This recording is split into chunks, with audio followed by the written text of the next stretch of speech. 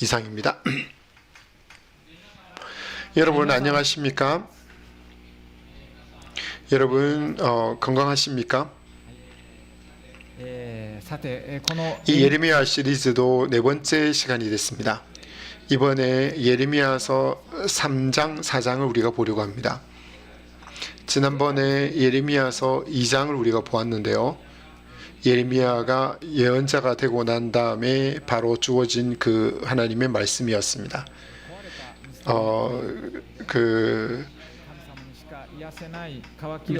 터진 그 밑바닥이 터진 웅덩이에 대한 내용이었죠.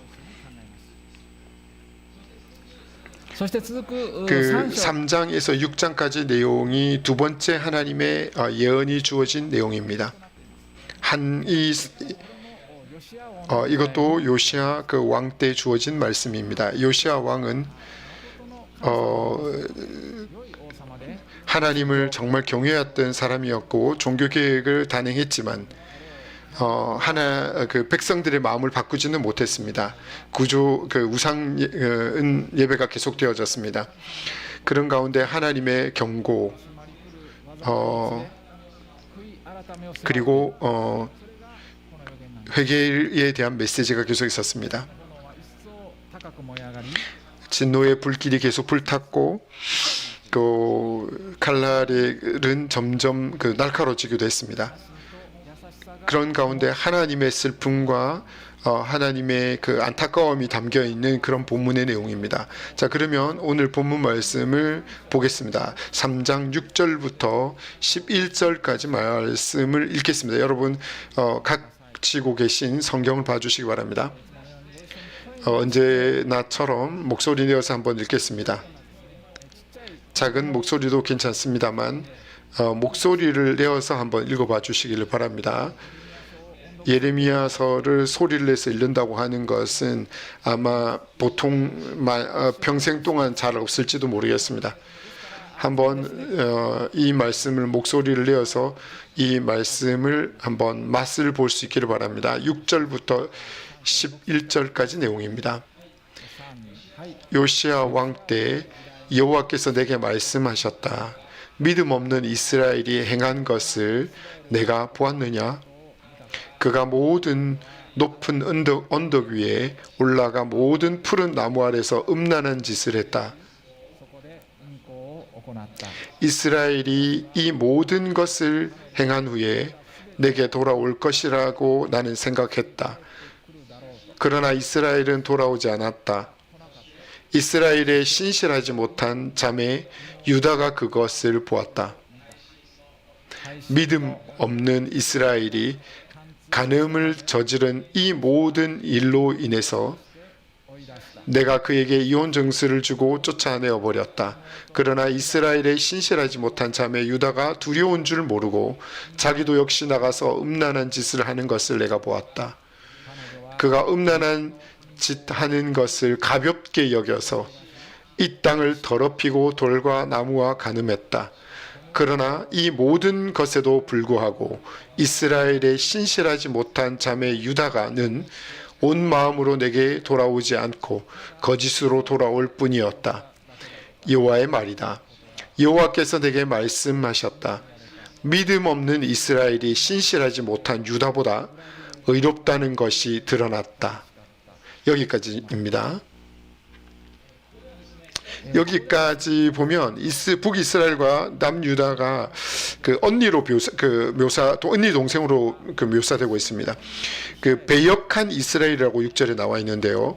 배역한 그 여자와 같은 이스라엘이 아니라 배역한 이스라엘이라고 그냥 아주 센 말이죠. 예전에 그 미우라 아야코상이 남편을 일컬어서 아주 그 성실한 사람이 정장을 입고 있다 이렇게 말한 적이 있습니다. 보통 그 성실한 정도가 아니라 아주 성실한 것을 표현을 했습니다. 여기에 보면 배역한 이스라엘도 똑같은 표현입니다. 하나님의 눈에는 아주 유별나게 배신을 한 이스라엘을 뜻합니다. 근데 6절 끝에 보면 간음을 행했다라고 표현하고 있죠. 이것은 우상 숭배를 말합니다. 그 우상 숭배를 버리지 않았던 것을 말합니다. 또 7절 끝부분에 보면 그 신실하지 못한 자매 유다 이렇게 표현합니다. 이 유다가 아주 심하게 배신을 했다는 뜻입니다. 그리고 8절에는 하나님께서 이혼 증서를 주고 이스라엘을 쫓아버렸다라고 말하고 있습니다. 이것은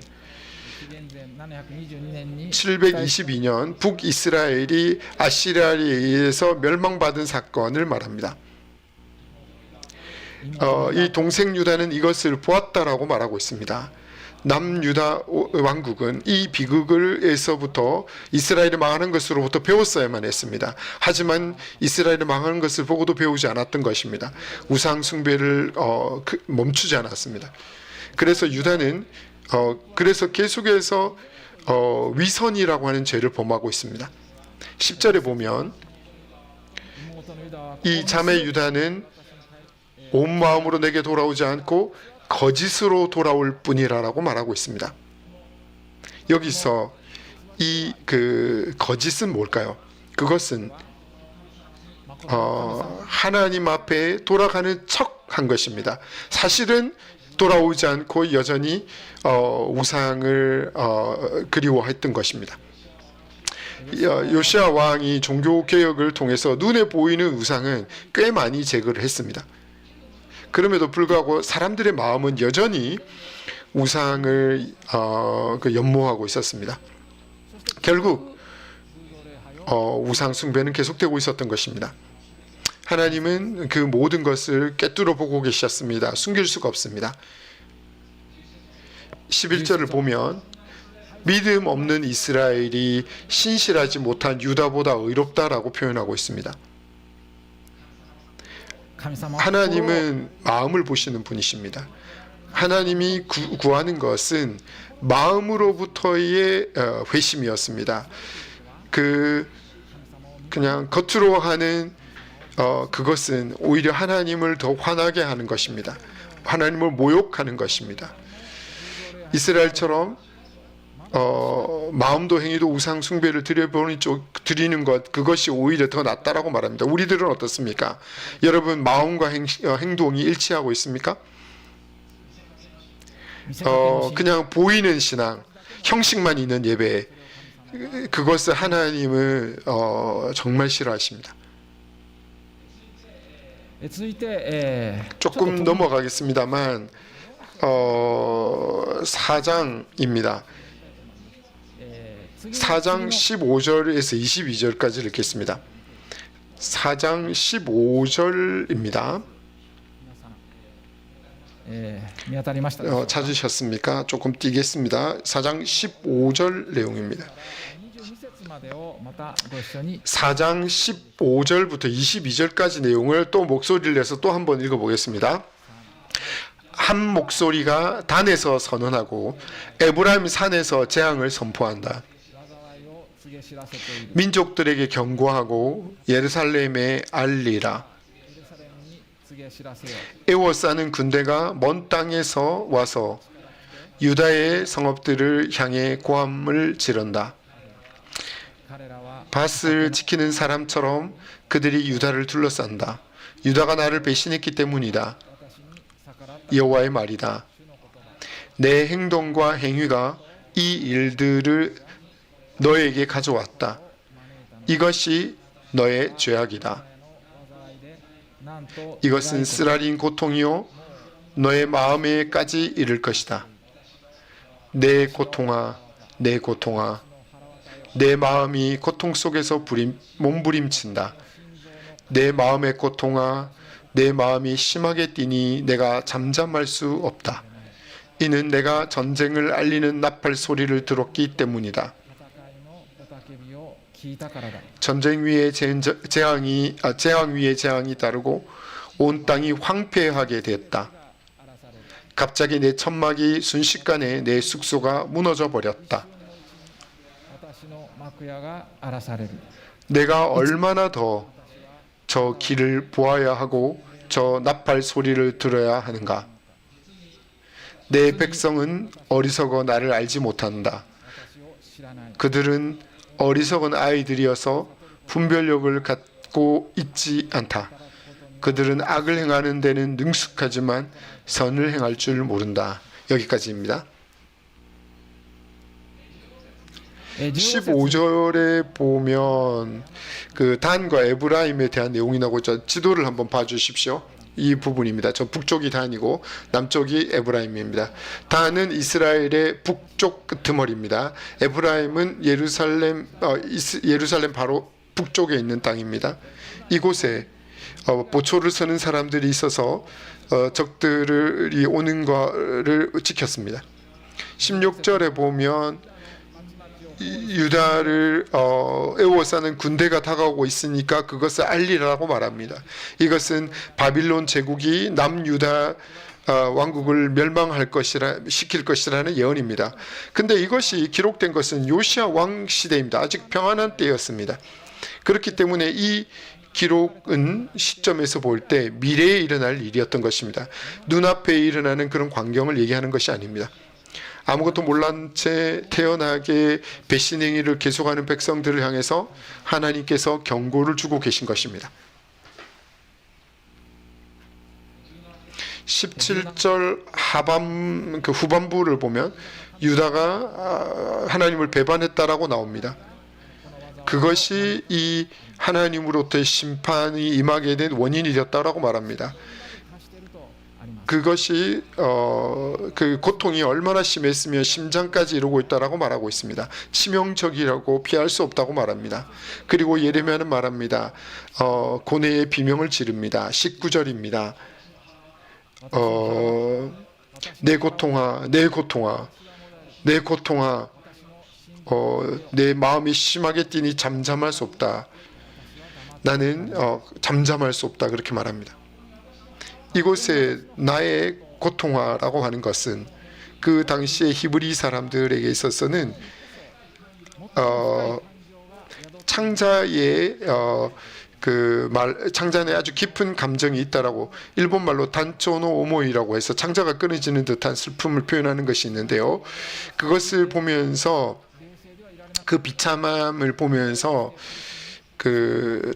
참을 수가 없어서 그래서 아주 큰 소리로 몸부림치면서 부르짖었던 것입니다.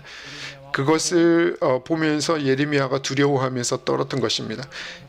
그것이 동포들의 끔찍한 우상 숭배 때문에 일어나는 것이라 할지라도 예레미야가 방관자로 있을 수는 없었던 것입니다. 이 예레미야의 감정의 폭발은 예레미야가 백성들의 고통을 대변하고 있는 것 같습니다. 그리고 20절, 21절에는 나의 천막, 순식간에 내 숙소가 무너져 버렸다라고 말합니다. 그 동네가 성읍들이 계속해서 파괴되어가는 모습을 그리고 있습니다.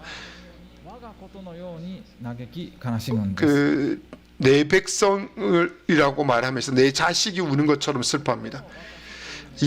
22절에서 말하는 어리석은 아들이라고 말하는데 이것은 하나님이 단식하는 것입니다. 예레미야가 예언자로서 자신의 마음뿐만 아니라 하나님의 마음을 품고 그들의 아픔을 같이 느끼고 있는 것입니다.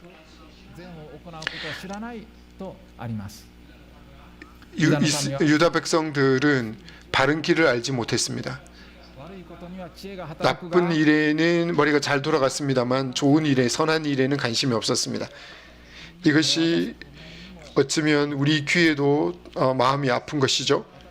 우리가 선을 행하는 데 지혜롭습니까? 악을 행하는 데 여러분들 무관심하십니까?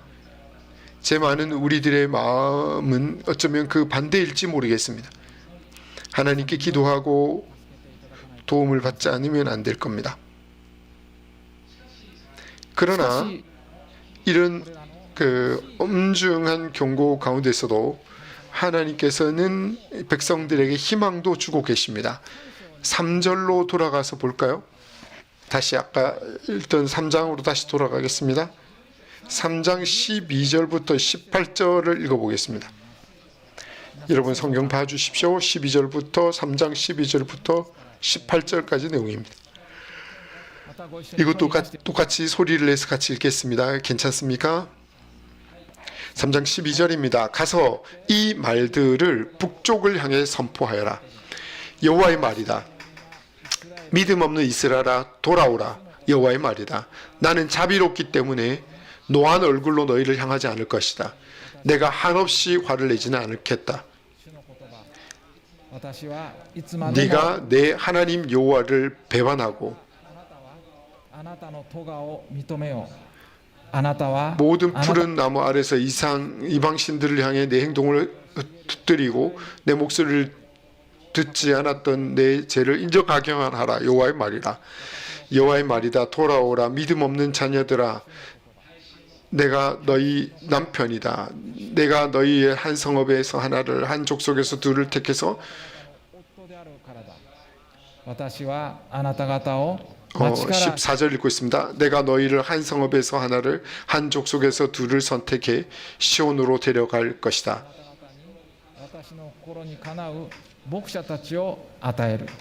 그리고 내 마음을 따르는 목자들은 내가 너희에게 주어 그들이 너희를 지식과 분별력으로 양육하게 할 것이다.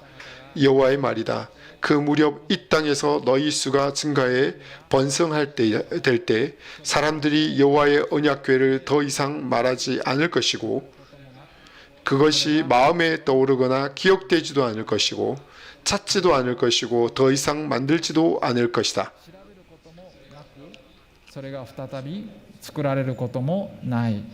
17절입니다. 그때 그들은 예루살렘을 여호와의 보좌라고 부를 것이고 모든 백성들이 그곳으로 곧 여호와의 이름을 기리기 위해 예루살렘으로 모일 것이다. 그들은 더 이상 그들의 악한 마음에서 나오는 완고함을 따르지 않을 것이다. 그때 유다의 집이 이스라엘의 집과 동행해 함께 북쪽 땅에서부터 나와 내가 너희 조상에게 들에게 유산으로 준 땅에 갈 것이다. 예레미야는 여기서 비난하는 말을 중단하고 이스라엘을 향해서 회개와 희망의 메시지를 전하고 있습니다.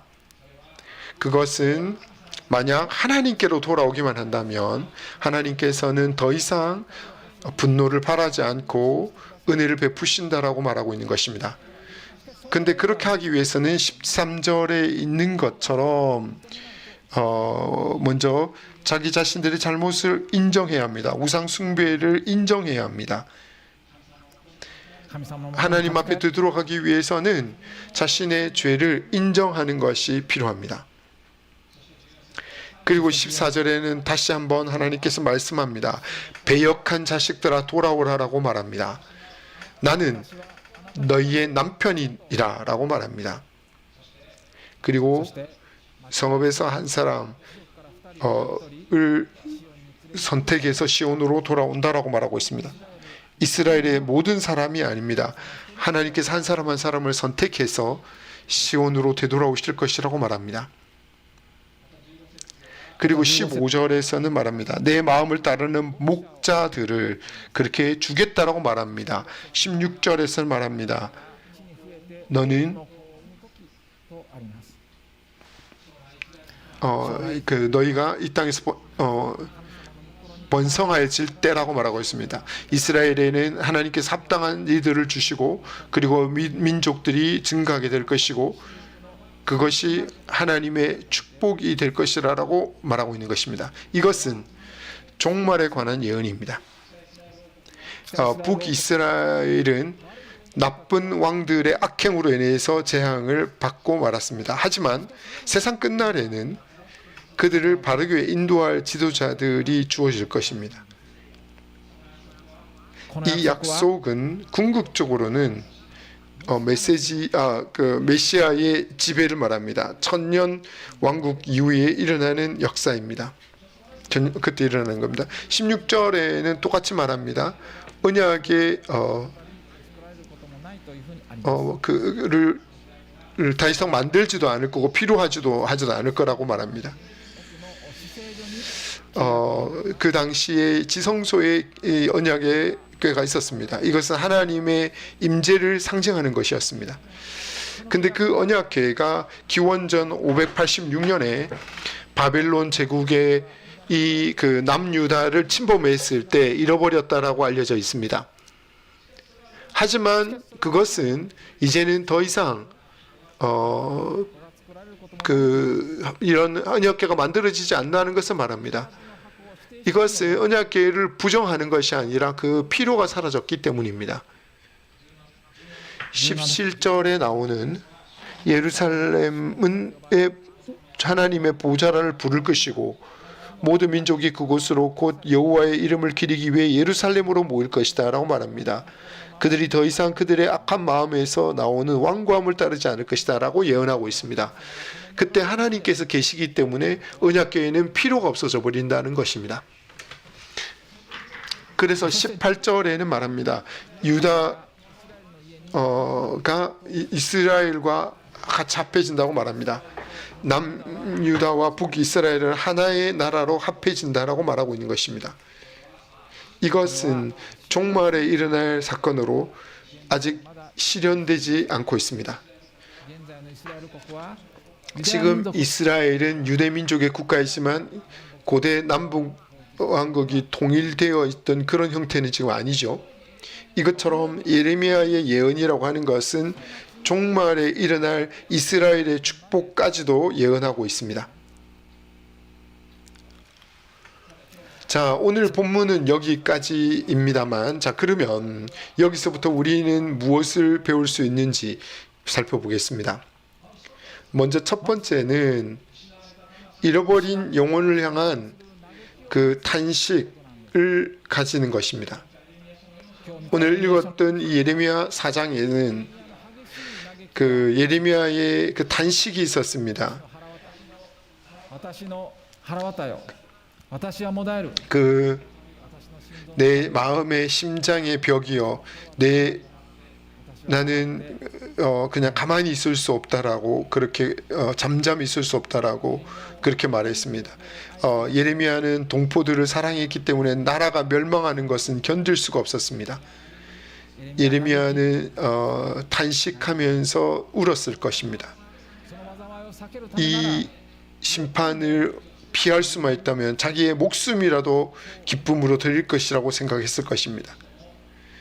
그리스도도 멸망하기로 정해진 그 예루살렘을 보고 오셨습니다. 우리들은 여러분 어떻습니까? 이런 단식을 여러분 하고 있습니까? 그것 없이 사람들에게 심판을 말한다는 것을 생각해 보면 참 두려운 일입니다. 우리는 한 영혼을 잃는다는 것이 어떤 의미인지 사실은 모르지 않습니까? 영원한 멸망, 상상을 뛰어넘는 그런 고통, 초월하는 비참함, 이 그 불타는 공포, 이런 것들을 우리는 제대로 깨닫지 못하고 있는 것이지 않습니까? 어쩌면 방법이 없는지도 모르겠습니다. 본 적도 체험한 적도 없기 때문입니다. 하지만 우리들은 아무리 너무 몸이 건조하고 냉정하고 또 차가워진 마음으로 이 성경에 적혀 있으니 그렇다라는 그런 태도를 취하고 있는 것은 아닙니까? 그리스도는 이 비참함에서 건져내기 위해서 십자가에 돌아가신 것입니다. 우리들도 예레미야나 그리스도처럼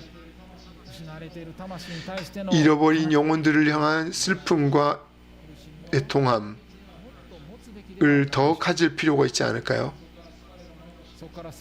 그 이후에 구원받은 자로서 하나님의 사랑을 알고 또 서로가 하나님의 사랑을 그렇게 알고 있었습니다. 그런 여러 가지 어려운 상황 속에서 우리가 더 탄식해야 할 필요가 있지 않습니까? 어려운 일일지 모르겠습니다. 하지만 함께 생각하고 기도하는 마음을 더 깊이 나갈 수 있으면 좋겠다고 생각합니다. 두 번째는 이것과 관련된 내용인데요. 하나님의 사랑의 깊이를 마음에 새기라는 것입니다.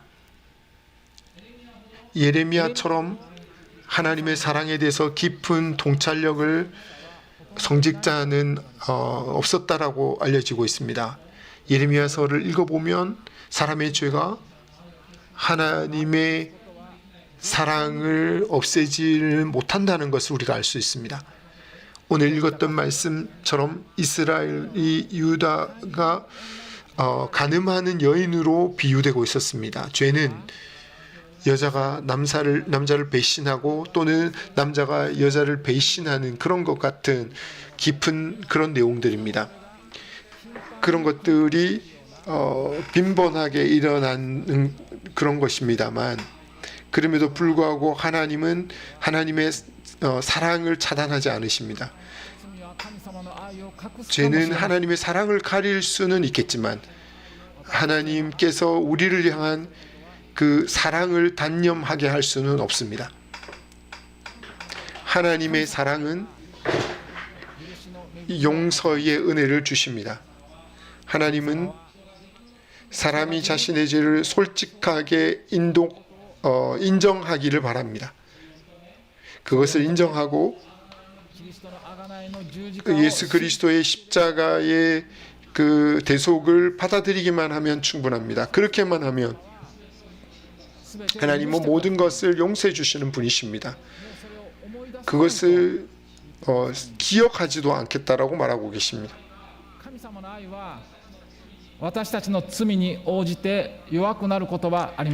하나님의 사랑은 우리 죄 때문에 약해지는 일은 없습니다.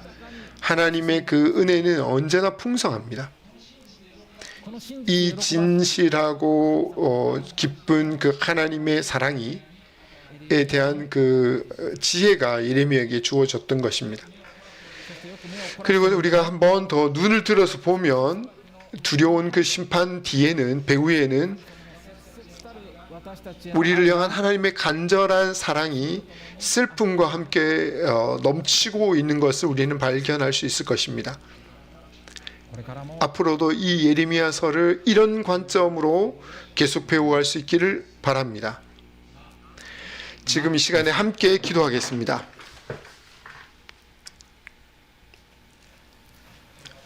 오늘 우리들은 잃어버린 영혼을 향한 탄식의 기도를 배웠습니다. 우리는 먼저 구원받은 자로서 그 사실을 더 깊이 있게 생각해야 하지 않겠습니까? 성경이 무오한 하나님의 말씀이라고 믿는다면 하나님의 그 놀라움도 사실입니다.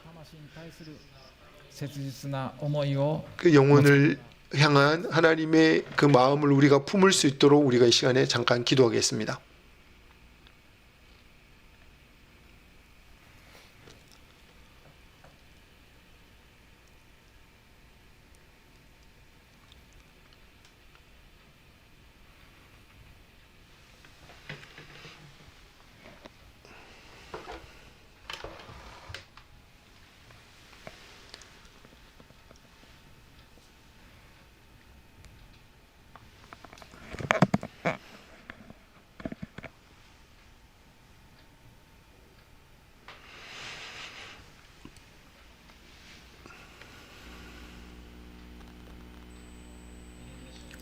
예레미야서에는 하나님의 분노, 심판 같은 그런 예언들이 굉장히 많이 나와 있습니다만 동시에 하나님의 사랑의 깊이도 가르치고 있습니다. 우리 인생에 있어서 실패나 고난이나 이런 것들이 우리에게 다가옵니다. 그러나 그곳에도 분명한 것은 하나님의 깊은 사랑과 또 슬픔에 같이 있는 하나님의 그 사랑을 우리가 일상 삶 속에서도 느낄 수 있게 해달라고 하나님 앞에 고난 가운데 하나님을 임재를 누리게 해달라고 기도하겠습니다.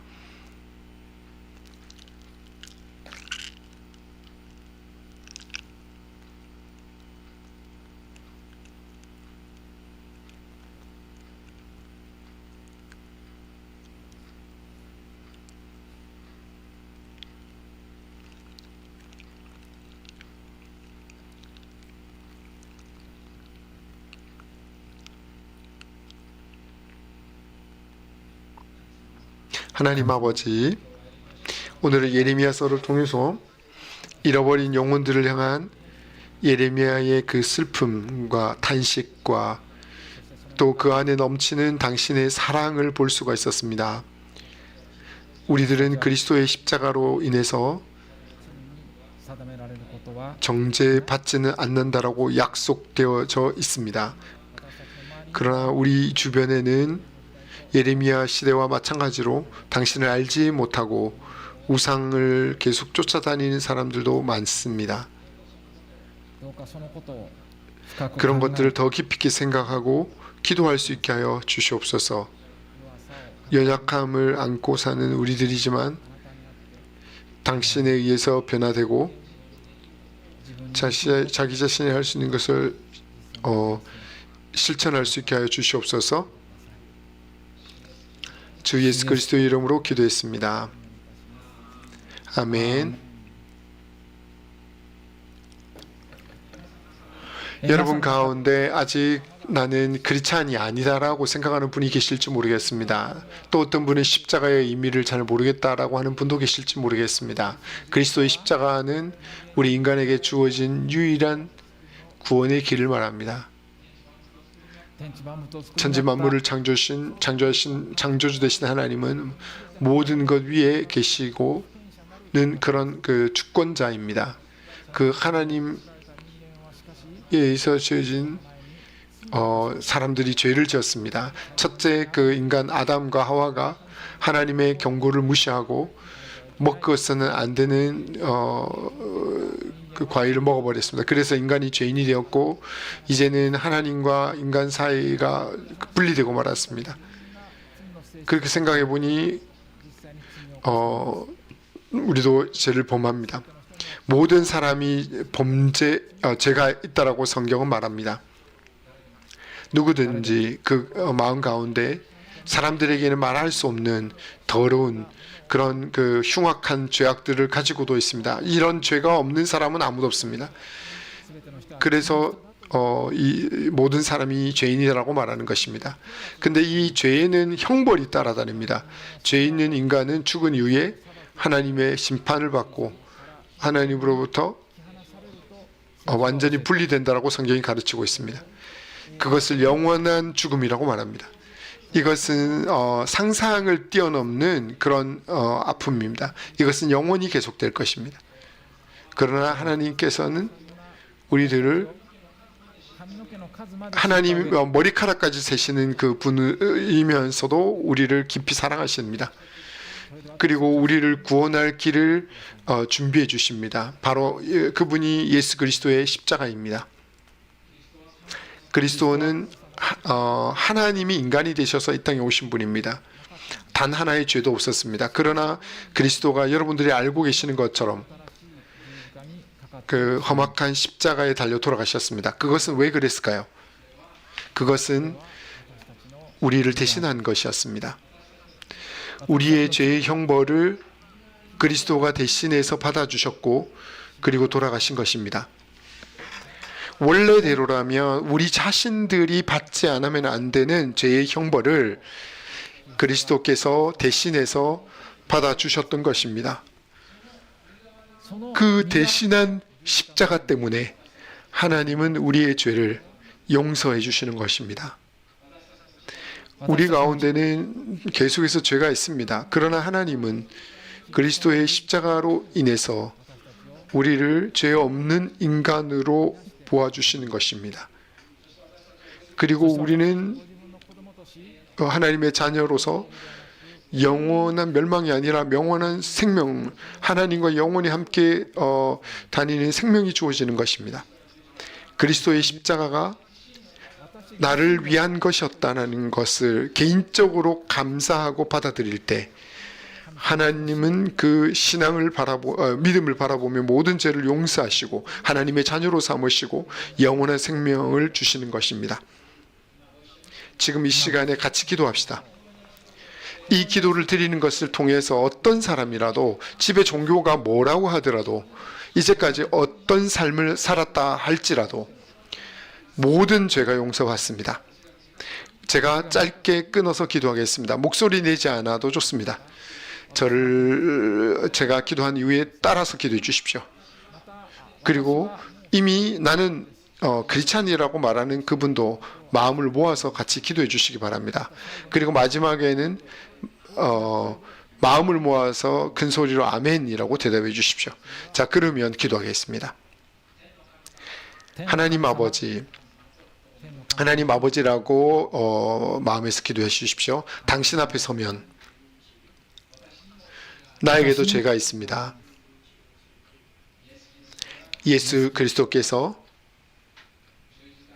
십자가에 달린 것은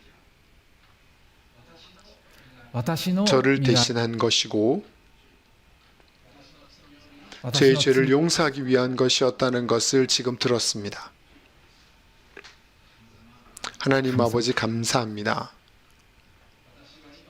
우리들은 지금 그리스도를